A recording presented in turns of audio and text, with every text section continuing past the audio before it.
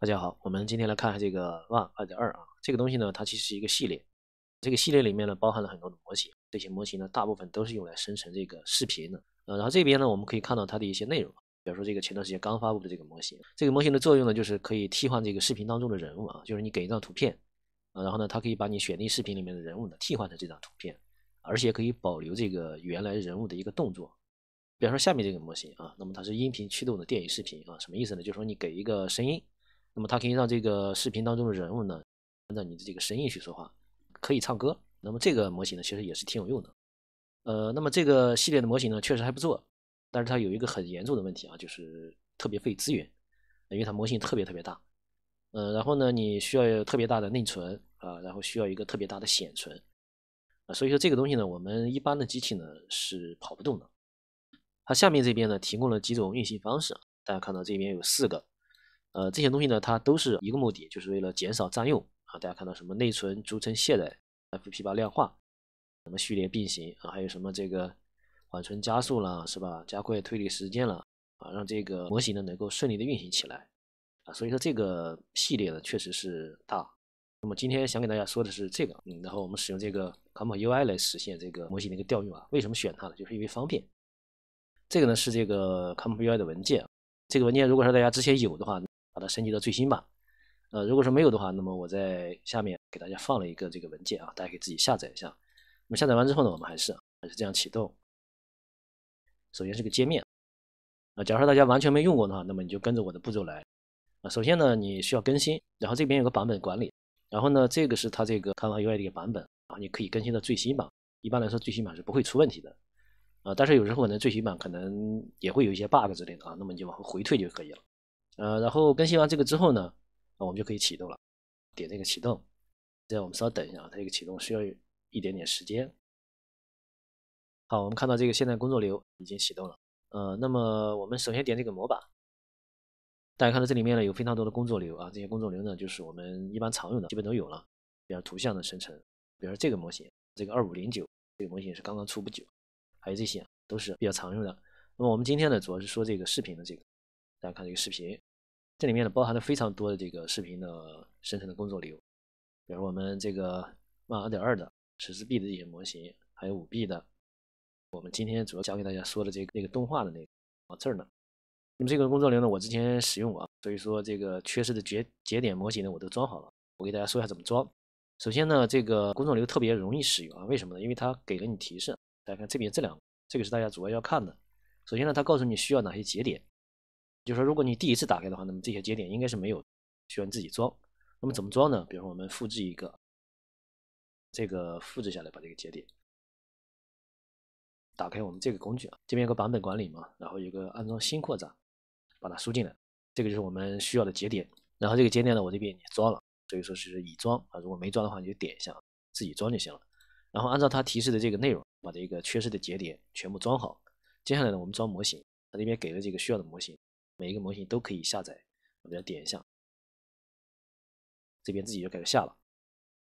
大家照着这个提示啊，全部下载，然后呢，把它放到这个对应的文件夹里。那么这个呢，你的准备工作就做完了，接下来就可以正式使用了。大家看这个模型这个在这儿，然后有一个模型文件夹，这个是它这边啊，它给你提示这些内容啊，全部对应在这儿。比如说这个文件夹里面，这个是它让我们下的一个模型，我就把它放到这里面，然后就可以去使用这个模型了嘛。这个是一个比较大的模型，这边可以看到这个17G，对吧？非常的大。然后我这边呢又下载了一些别的模型，比如说这两个模型呢，它其实跟这个模型一样的。那么它是不同类型的一个模型啊，大家看到这个后缀呢是这样的，然后这边的后缀呢是4个字母，跟这个是不一样的。那么这个 GGUF 后缀的这个模型呢，它一般来说都要小，因为它是经过量化的。当然这个模型呢应该也是量化过的，但是它这个不如这个模型小。比方说这个模型呢它是9.68，这个就17，对吧？这个差距是比较大的。所以我这边呢其实我更喜欢这个模型小一些的，因为配置不够。但是我们可以看到这边呢有一个这个加载模型的区域，这个是加载所有的模型。大家看，我们刚才下载的模型基本都在这儿了，但是我们这个主要的这个模型呢，它这边是显示不出来的。但是实际上呢，我已经把它放到这个文件夹里面了。那么我们需要的这个 GGUF 的一个加载，那么它还是有问题的啊。首先呢，我们给大家说一下这个模型去哪找，然后呢，我们需要打开这个对应的网站，魔塔。然后这个网站我不知道在国外能不能访问，我们先说国内的。然后呢，我们直接这个下载就行了。然后这样，回车，然后点进来。那我们就是要自己再重新搜索一下啊，这后面呢加一个 GGUF 格式的这个字母，啊这边都有的，然后敲一下回车，啊我们就使用那个第一个，大家看还是有挺多的。然后呢，我们来点一下那个第一个这边，那么有这个非常多的选择，那我们就选这个4，然后点一下啊，好这边呢就可以下载这个对应的模型，下载完之后呢，还是放到我们刚才的文件夹里。国外的话，我们直接在这边下载，这不是有个模型吗？那么刚才这个啊这儿有，对这个，啊这边呢大家可以看到也是有很多的啊，跟刚才的那个内容是一样的，可以自由去选择。一般来说4就够了。然后我们翻回去，那这样的话，问题就是我们这个模型怎么加载？大家看这边其实是显示不出来的，我们需要换一个这个节点，然后这边双击 GGUF， 应该就这个，然后把它替换掉。我们看一下这个线是从哪勾过来的，这儿，把它连到这儿啊。这个就是 GGUF 格式可以加载了。然后我们看一下还有没有需要修改的地方。这边呢需要上传我们这个图像，我们直接就用这个。然后我们用这个人物来替换一个视频里面一个人物的一个动作，然后再来找个视频，我们直接用这个。我来把这个视频放一下啊，先把声音关掉。大家看这是一个人在跳舞，待会儿我们就拿这个人物啊，把这个人直接替换掉，但是动作呢是不变的。这边这个图它不能及时更换啊，所以需要我们先跑一下，运行一下啊，点一下啊，大家看它这边这个图呢就会自己变。它现在运行到这儿了嘛，已经改过来了，然后我们停下来，擦掉。这样的话，我们需要去勾这个圈圈。大家看到这有个红圈，然后一个绿圈，对吧？至于怎么用呢？其实这玩意儿有个问号，看到这个问号了吧？这边呢，它告诉我们怎么去使用。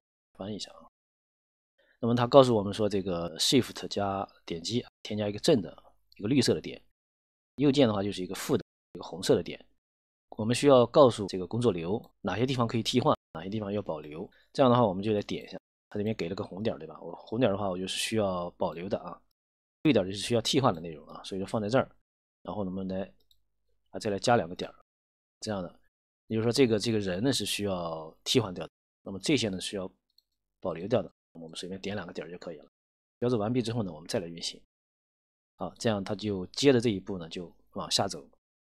那这个节点的话，一看就是在分割嘛，分割这个画面，运行时间还是有一点点长的，因为毕竟这个模型还是大啊，虽然经过了一系列的优化、一系列的处理啊，还是大。好，那么这个我先停下来。那我这边呢，直接给大家看一下结果，因为我之前呢已经是跑过了这个视频，来看一下这个跑完之后的一个结果。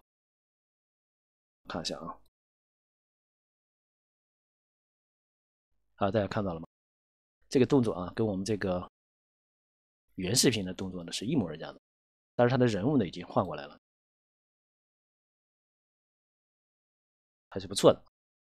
但是大家发现这个问题了没有？就是这个视频呢只有一半，到这个地方没了。然后这个原视频呢是一个比较全面的视频。我们刚才是没有调这个宽度和高度啊，因为这个视频的宽度和高度呢，它这边是一个写死的一个数值，640，对吧？